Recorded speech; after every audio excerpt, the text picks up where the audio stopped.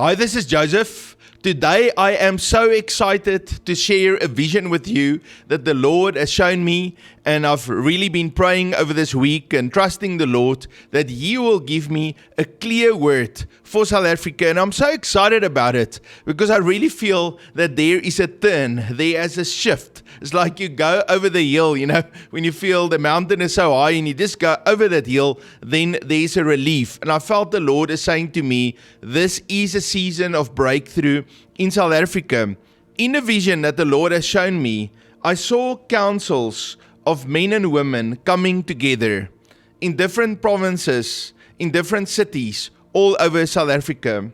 These councils were men and women that were praying and they were seeking God's face to receive a plan and a strategy how to build South Africa. And it looked to me everywhere I saw a 3-year plan, because I saw a 3-year plan and then a 3-year plan and a 3-year plan and a 3-year plan. Lots of 3-year plans that everyone was devising. They were not necessarily even knowing about each other or talking to each other. But on most of those groups, the Holy Spirit of the Lord was there and His presence, and He was downloading blueprints and strategies to these men and women as they were seeking a strategy to transform South Africa over a period of 3 years. Of course, I also saw a picture of some of the older South African political parties also having similar meetings. But the Spirit of God was not there. And the Lord said to me, their time is over. I'm not giving them any plans and strategies. I'm closing the taps of my provision for them. And then I saw again how the Lord was opening up the taps for all of these groups of people that really seek the face of God and said, Lord, we want your plan and your blueprint for South Africa. And it was so exciting to me because I could really see how the Lord was releasing revelation and He was opening up a 3-year window of transformation in South Africa. Now I believe the Lord is saying to us as the church, it's very important for us to pray and to intercede for these future leaders.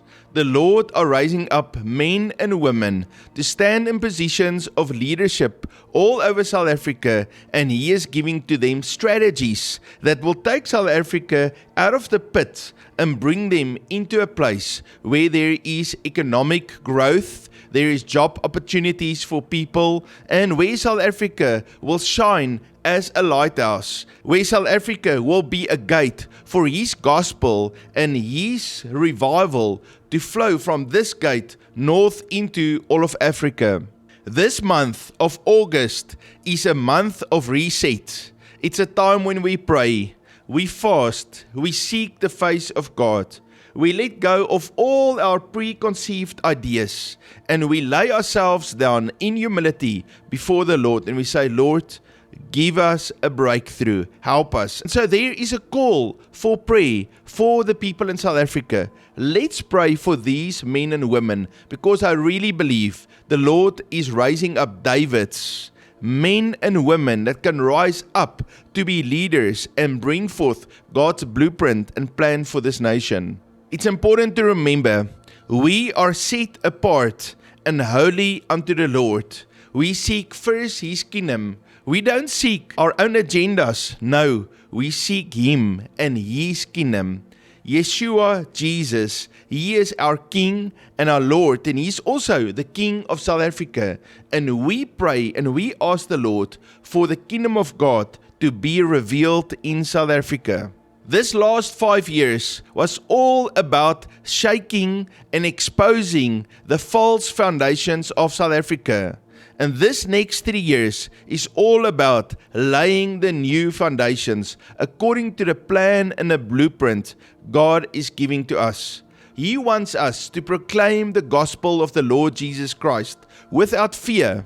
Instead of looking outwards and criticizing the government and all that's going on, it's important for us as the church to say, Lord, we humble ourselves before you, and Lord, we connect ourselves to you as our Father and the source of the one that will provide for us.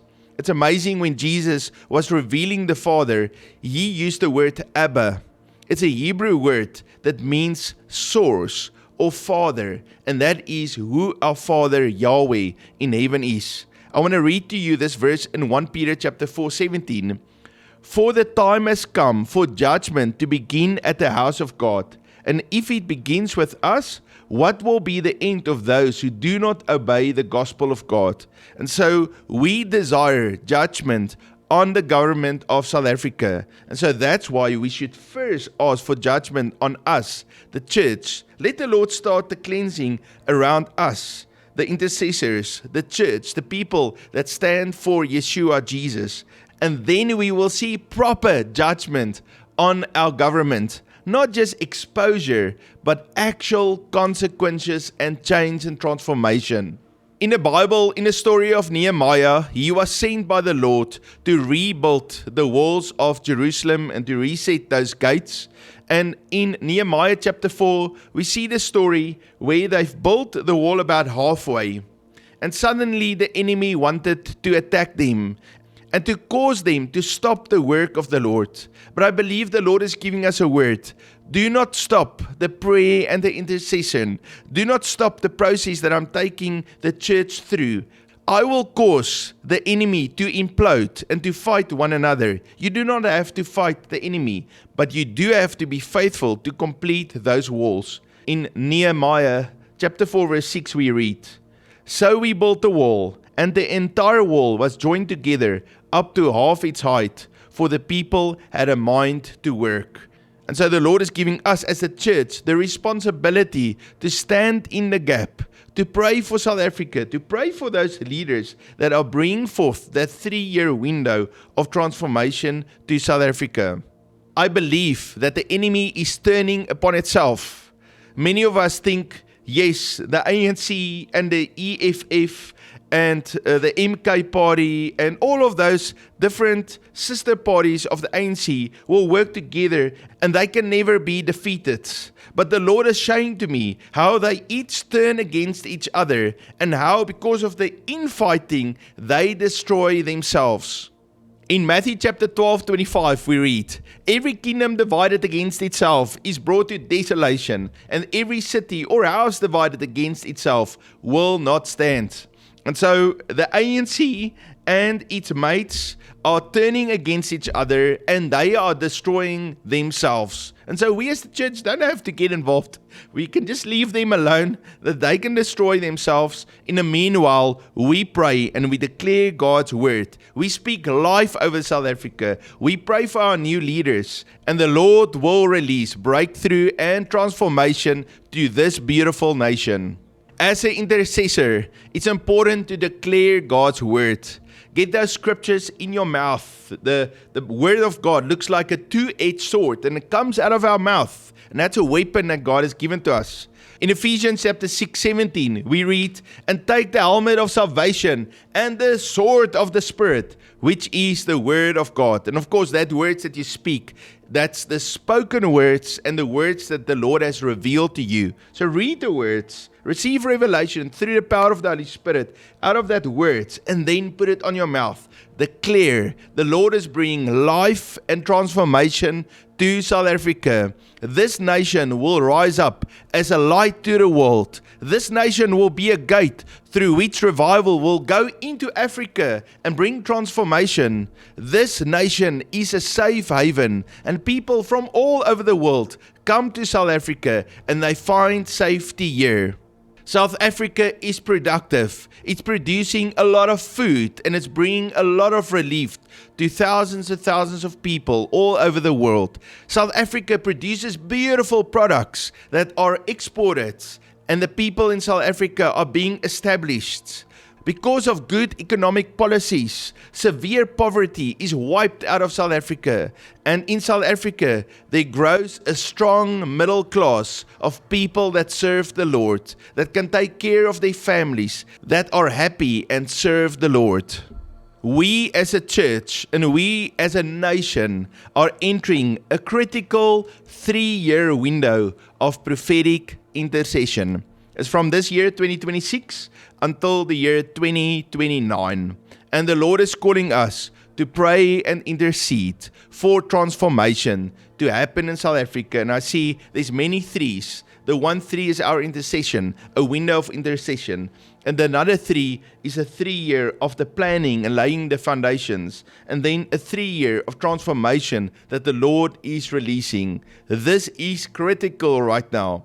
Do not speak death over South Africa, but instead turn towards the Lord and declare His word. You know, when Jesus was speaking to Lazarus, He said, Lazarus, come forth. He was speaking life. And so we say to South Africa, come forth. And the Lord is releasing resurrection power into South Africa. In the story in the Bible of Abraham and Isaac, we see how they dug many wells. But then the enemy came and threw rocks into the wells. And that's what happened in South Africa. South Africa built a very strong infrastructure, but then the enemy came and threw rocks into the wells. But the Lord commanded Isaac to take those rocks out of the wells and to restore those wells. And I believe that is what the Lord is calling us as the church to do. And even those leaders that He is raising up. In Genesis chapter 26 verse 18 we read, And Isaac dug again the wells of water, which they had dug in the days of Abraham his father, for the Philistines had stopped them up after the death of Abraham. I'm so excited to bring you a word today that is full of life, for you to have a hope and an expectation for the good things that the Lord is releasing. Rise up as an intercessor, stand in the gap and pray for this nation. Declare God's words. We will see breakthrough and transformation over the next 3 years in South Africa. I also want to make you aware of the 50 days of prayer. It's from the 14th of September until the 3rd of November. And I believe this is kind of a kickstart action to get the intercessors united to stand and pray for South Africa. But we can already start this month of August. The Lord actually said August is a month of reset. And so that's why we reset. Instead of focusing on the enemy who are busy destroying themselves, let's focus on the Lord. He is our source. He is Yahweh, our Father in heaven. God bless you.